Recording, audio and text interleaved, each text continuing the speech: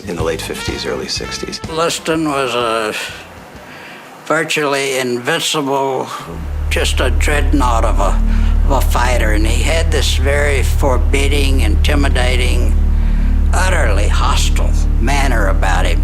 This guy was a headbreaker. That's how he went to prison. And in prison, he was a headbreaker. He was feared. Sonny Liston, I watched him here in the gym a few months ago when he was here to fight Howard King. And he can hit a guy in the elbows and just about break his arm. We used to go to Liston's fights. We used to challenge him. Liston receives the congratulations due the Turns Cassius Clay, who's heard to say, Liston's not great, he'll fall in 8. By the time Cassius Clay got to Sonny Liston, the general consensus was that Sonny Liston would annihilate him.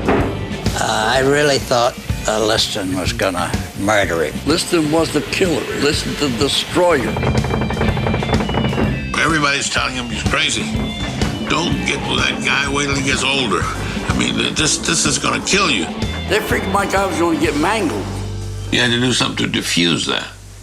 And to defuse that, he thought of all these high school stunts that he pulled on him, Sonny, which were demeaning, insulting. When the guy went to camp and he harangued him with loudspeakers and stuff.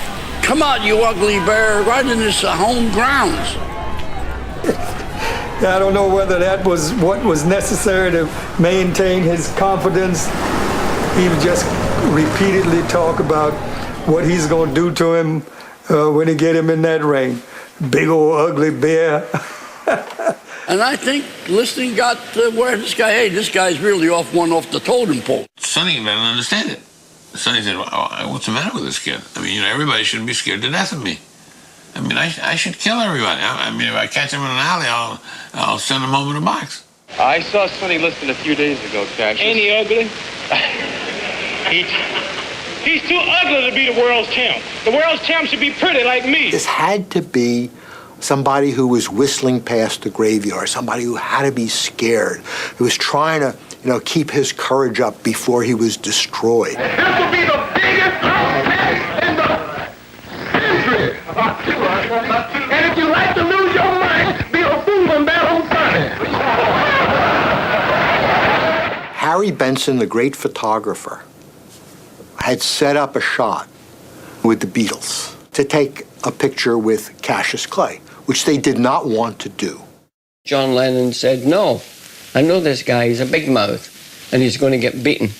Get the other one who's going to beat him, Sonny Liston. We want to be with a champion. And suddenly, the door opens to the dressing room. There is Cassius Clay. Hello, Beatles! And then they followed him out, like an 8th grade class trip. They followed him out into the gym. They lined up. He hit the first one. They all went down like dominoes. They were always the funny ones, and they were funny. But he was better than they were. He was funnier. The 60s at the time was not sort of an advertising concept. It was not a set of pop music hits. It was a period of near-revolutionary change in American life and the American psyche and in American relations between and among peoples and races and the rest.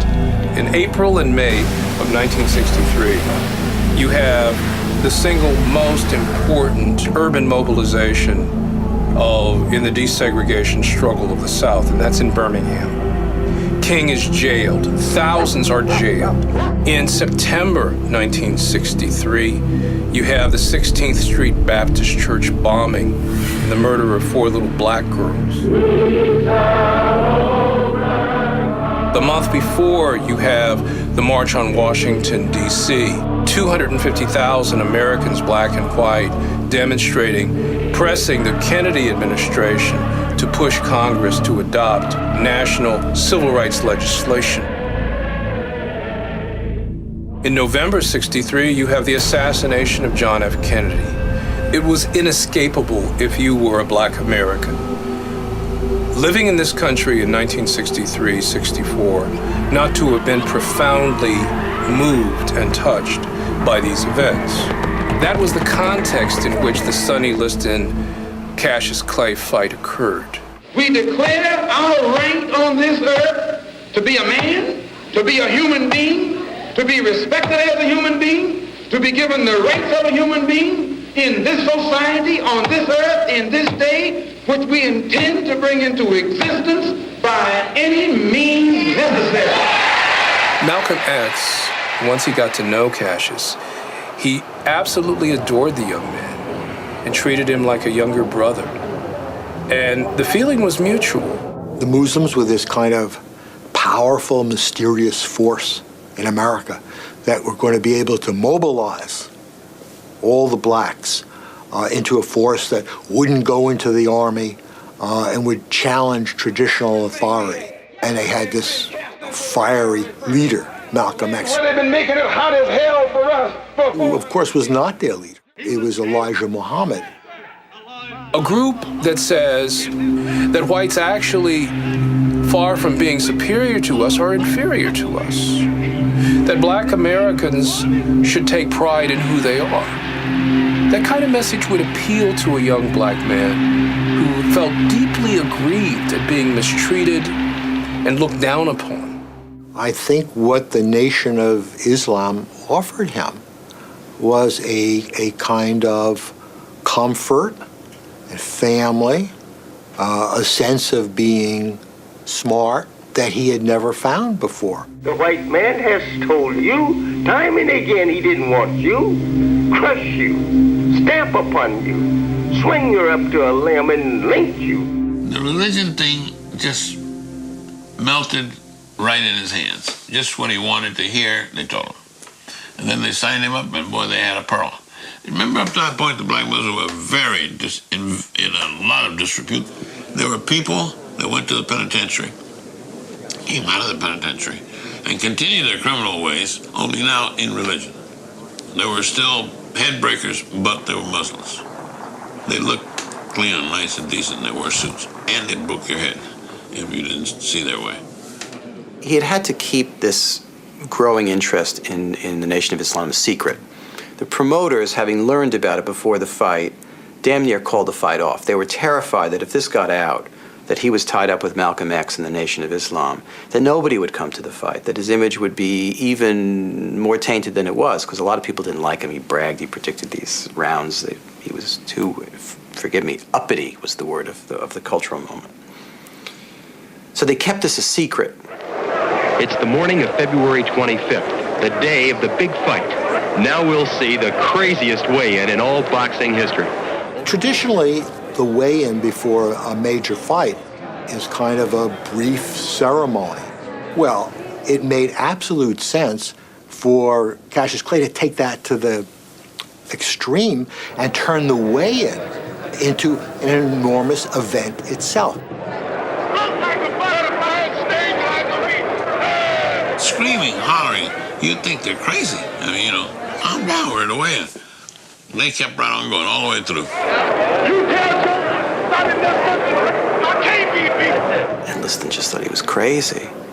And of course, in the prison yard, that's the one thing you have to watch out for. You have to watch out for a fight with a guy who's crazy.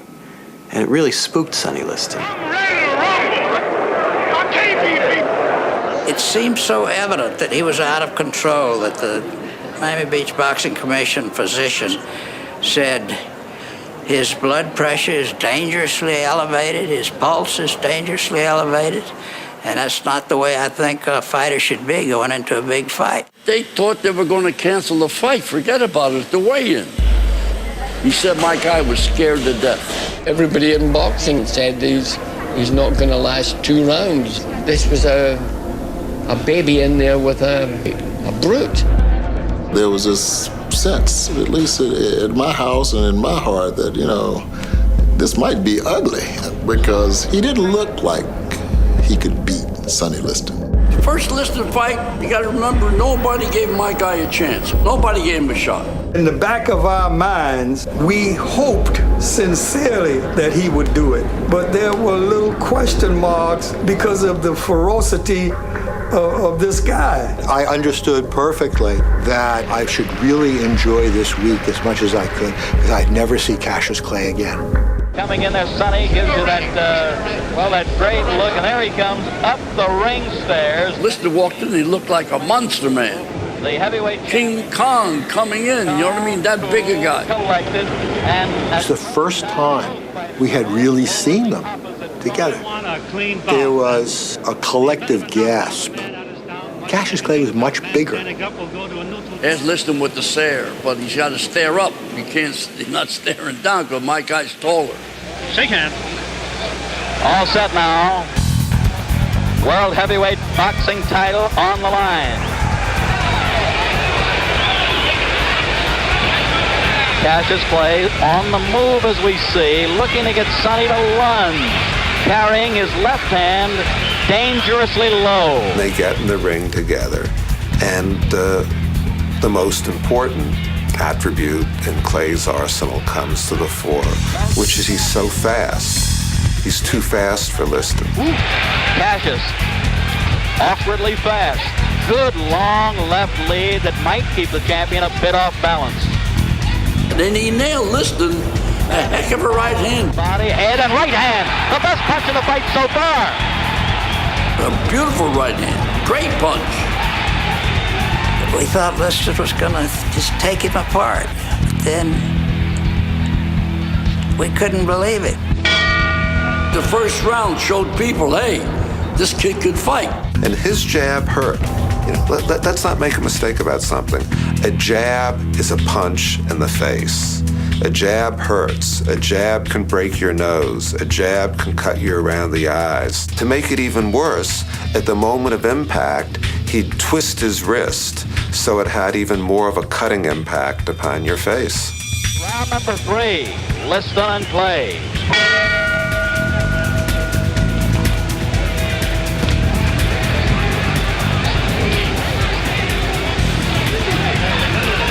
Cassius Clay lands a 1-2. Has him hurt. And suddenly there are welts under Liston's eyes, that one of which is cut open and is starting to bleed. Sonny has a big mouth below his left eye. He has a cut below the eye, and he's getting hit with all the punches in the book. Liston was bleeding,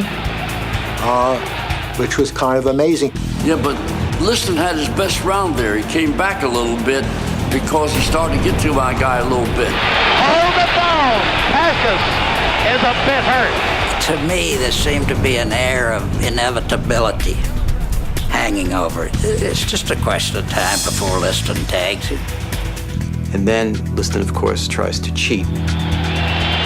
They're working on the cut below the He left. told his corner to juice his gloves, to put some kind of astringent substance on his gloves, so in a last-ditch of effort, he could blind Clay and win. Joe Polino's taking care of the cut. Joe was a great cut man. I think Joe used Monsell solution, which is ferric chloride. That burns the tissues, which is banned in boxing now because it's caustic. If you look at the film, clinches with him all the time by putting his face right here.